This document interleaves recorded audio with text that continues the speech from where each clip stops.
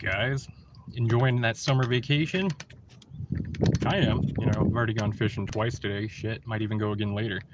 As you can see, it's pretty hazy out. Those Canadian wildfires are totally just covering us here in the Dakotas. It kind of sucks, but is what it is. Um, let's see, guys. The Wild Bill Hickok full episode will drop tonight. Some more clips and stuff I'll be dropping shortly hereafter. Kind of funny, you head out to the Black Hills. You've got Mount Rushmore, you've got Lakota Crazy Horse, you have, all the Rapid City, and there's a bunch of other stuff. But like, what's funny about it is when you go to Deadwood, see, you look at the musical. Hey, what's up, Antonino? The musical Calamity Jane back with Doris Day and all that. And I'll tell you what, the real Calamity Jane did not look like fucking Doris Day. Not a chance, man. Doris Day was freaking smoking hot, and then you look up and see actual pictures of Calamity Jane, and it's almost like, holy shit, dude, they were non-binary back then too. But, I mean, man, like, there's so much to debunk on this one because so many people think that her and Wild Bill Hickok were married. She was a freaking stalker.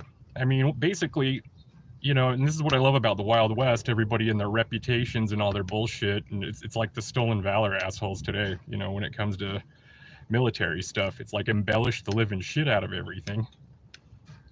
Yeah, exactly, dude. And Deadwood series, that's probably one of my favorite series that's been on HBO. I like The Sopranos and Game of Thrones, but I love Deadwood. Deadwood kind of hits home. I love that show. I love how they say cocksucker so much. And Ian playing Al, dude. Al's like the best, man. I love that character. But like, she was a prostitute, actually, for Swearigan, or Swearigan, whatever the hell his name is. She actually trafficked young girls up to him. She met up with Charlie Utter, who's the one that owned the freight shipping companies and Pony Express and stuff like that. And that's where she ran into Wild Bill in real life. But, as far as her being married to him and all that shit, that never happened. I mean, he was married to Agnes Lake, who she owned a bunch of circuses and was like a rich family out off the East Coast and stuff. So, I mean, you have a lot of people, and one thing, Antonino, you and I both know, especially the genre where we kind of hang out on occasion, is that you've got people who will say shit and they've accomplished stuff or they were part of something else or whatever, and the only people that can call bullshit on it are the people who are dead that can't verify that for anybody. It's like so like Calamity Jane, for instance, when Wild Bill Hickok died, apparently, you would think she would know better than to make shit up, because Wild Bill Hickok, by that point, up until he got shot at the number 10 saloon or whatnot, I mean, he was well known. He was doing soldiering. He was doing, law enforcement throughout Missouri, Kansas, all those territories. He was in the Utah Territory Wars. He'd been known for gunfights. And I mean, like actual gunfights, not as many as he claims, but roughly about, 10 or 12. And it's just like, he's a well-known figure. His wife is a well-known figure. It blows my mind that she would go through and try to say they had a love child and all that shit. But I don't know. The one thing that is funny about the whole ordeal is, even though she used to annoy the living shit out of him and stalk him, when she died, she was buried right next to him. And when they exhumed all the bodies, there was a flood in Deadwood. I don't know. I want to say it was in the 90s, if I recall. And they had to actually dig up all the old graves, move them over to the other side of Deadwood, where they're at now. And they buried her right next to him again. And I was like, damn, that guy can't catch a break from this crazy bitch, even in death, man. But I don't know. It's a funny story. It cracks me up.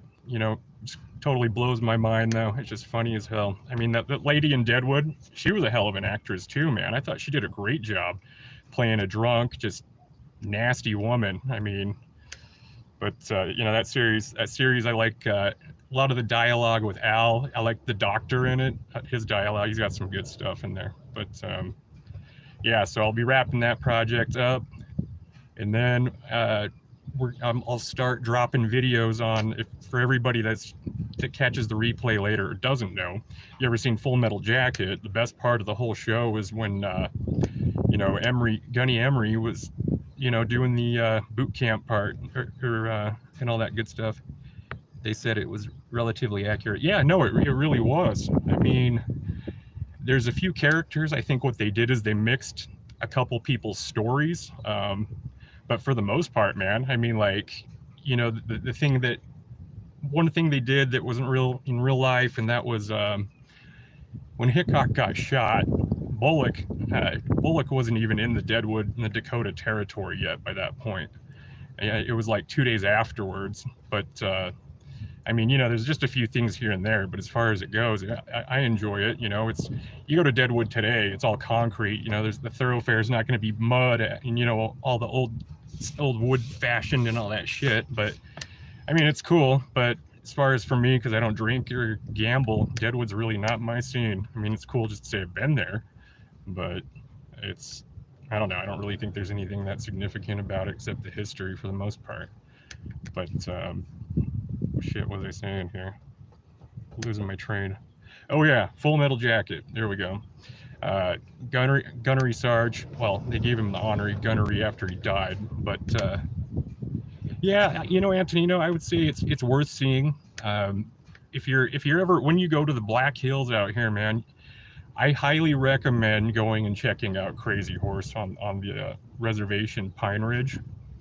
I mean, that thing is, dude, it is huge, and like they've been working on it for like, I don't even know, 60 years now. Obviously, they can't get the funding to do it because it's expensive, and they definitely don't want the government to help them out because they hate the government, man, and I don't blame them.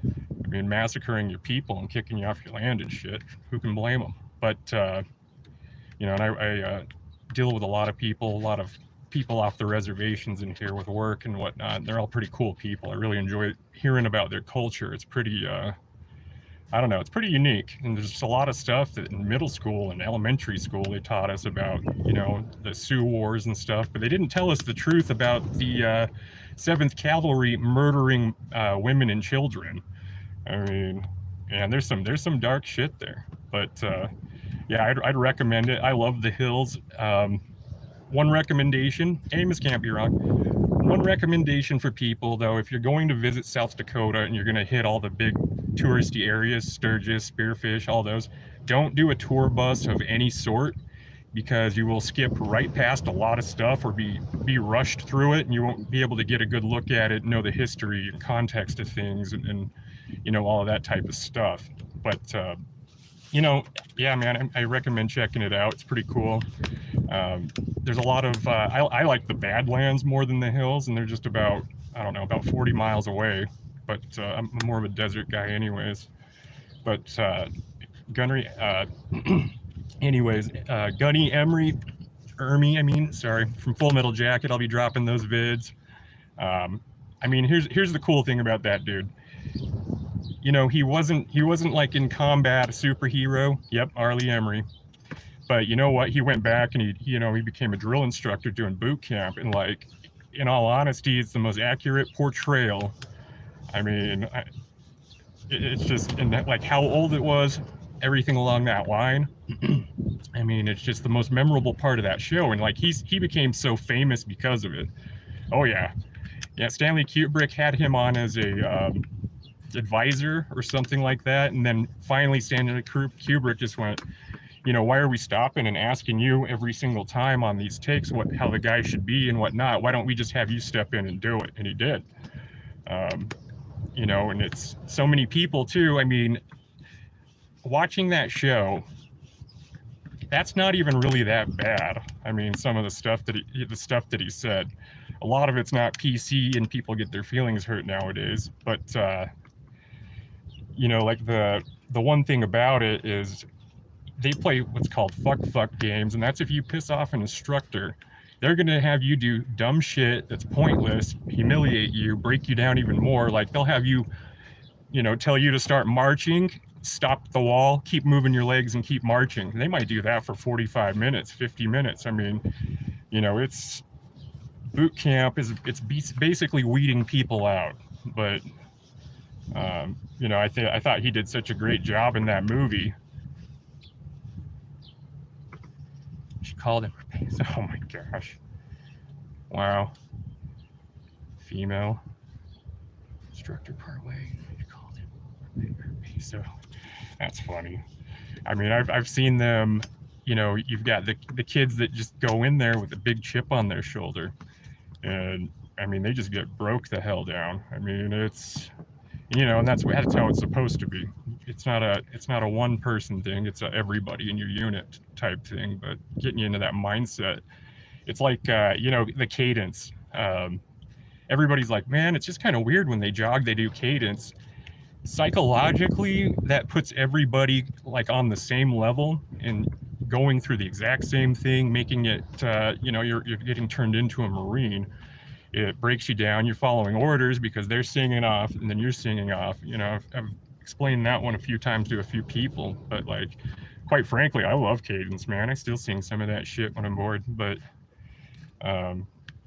you know, it'll be fun. It'll be fun because this, you know, he's a big celebrity who was in the Marines and, you know, Vietnam era, and everybody knows who he is. But I mean, shit, he was in so many more movies than just like Full Metal Jacket. He was in Fletch Lives. He was some evangelical preacher on TV. I mean, he's hilarious. Saving Silverman. He's their coach. That, you know, I mean, it's just, he's a hell of a guy, man. Yeah, Texas Chainsaw. Yep, I forgot he was in that one, wasn't he? But I don't know. I think you guys will enjoy that. That one's not going to be so much like just straight up talking about conflicts and what they did in it. It's something I think a lot more people will be able to relate content-wise, and so I'm kind of excited about it. I don't know why I didn't think of doing a piece on him earlier, but no, I don't believe he was in Apocalypse Now. That was Robert Duvall, Martin Sheen, Harrison Ford, Marlon Brando.